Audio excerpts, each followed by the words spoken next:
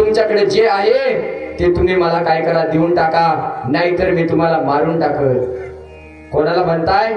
नारदाला म्हणतोय वाली तुम्हाला मी काय करल, मारून टाकल.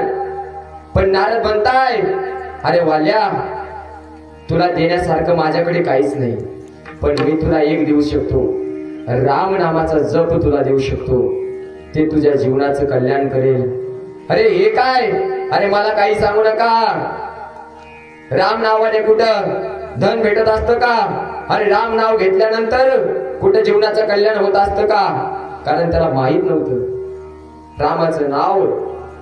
अरे रामाचा ज्या वेळेला जन्म झाला तर नाव ठेवलं काय?